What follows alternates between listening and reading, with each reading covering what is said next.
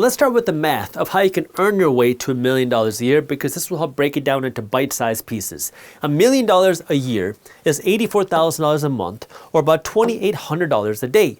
So now the question is, how can you earn $2,800 a day? Well, if you're making $50,000 a year at your job, chances are your job is not going to give you a raise up to $2,800 a day, so you're going to have to do something different. Very few positions are going to offer $1 million a year unless you are a very specialized surgeon, unless you are an executive, unless you're a very high-powered person that can earn this money in your career. So I'm going to assume that you can't earn this money at your job, because very few jobs are going to pay anywhere near $1 million a year, which means you're going to have to go out and create something, start a business, start something that can earn you $1 million a year. So now the question is, what does the math look like to build a business that can earn you $2,800 a day? Well, it depends on what you're selling and how much money you make on each sale. Let me break this down into 3 different tiers. You have a low price product that makes you $10 for every sale. You have a medium price product that makes you $100 for every sale. Then you have a high price product which makes you $1,000 per sale. If you are selling just low price products, you're going to have to sell 280 of these things every single day to make that $2,800 a day, the $84,000 a month, $1 million a year. If you make $100 per sale, well, that means you're going to have to sell 28 of these things a day. And if you can make $1,000 per sale, that means you're going to have to sell 3 of these things a day to make the $1 million a year.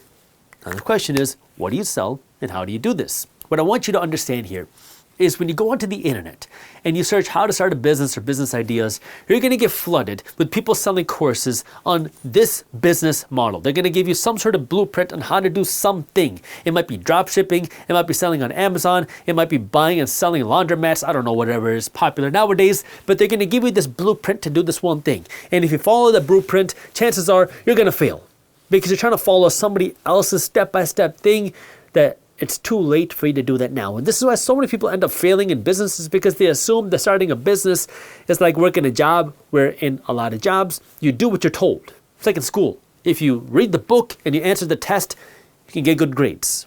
If you read the book better, you can answer the test better, get better grades.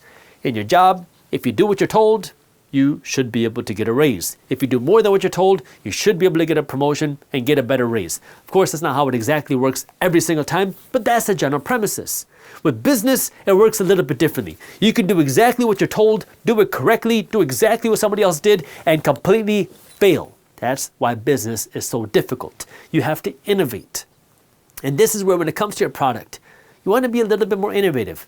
See how you can create something that's going to provide real value, that you have a special, unique skill on. See, every single person, the person watching this, if you're watching this, you have some unique skill set. What is something that you love talking about? Something that all your friends get really annoyed when you start talking about this, because you can go on and on and on and on. You love researching this. It doesn't feel like work when you go and watch YouTube videos on this thing. It doesn't feel like work when you read books about this thing. It doesn't feel like work when you read blogs about this. What is it that you like learning about? Now that you understand this thing, how can you solve a pain point here? What is the problem that you can solve? When you start to develop this, you'll be able to find some sort of product. And you don't got to be perfect. The next mistake is a lot of people try to be perfect with your product, but you're never going to be perfect. Don't worry about trying to be perfect. Just try to get your first dollar. When you get your first dollar, the next focus is how do you make your first $10. When you make your first $10, the next focus is how do you make your first $100. When you do that, then you focus on how you can make your first $1,000.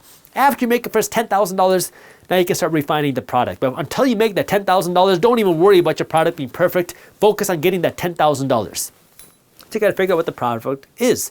Once you know what the product is, the next thing you got to worry about is who's going to buy your product? Who are the customers? And this is where a lot of people get overwhelmed, because they assume that you need a loan to go out and do this. You have to go out and get venture capital to go out and do this. You have to go out and raise money to do this.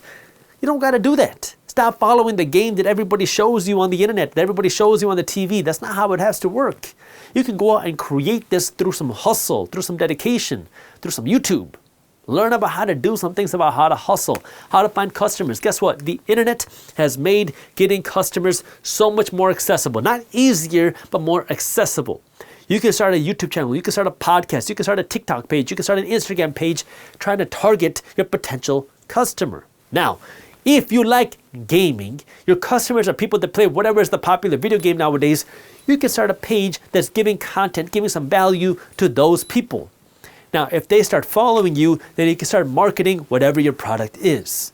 In the beginning, it's going to be very difficult. But if you can get 1 sale a day, well then, what's stopping you from going from there to 10 sales a day? And if you can get 10 sales a day, what's stopping you from going there to 100 sales a day?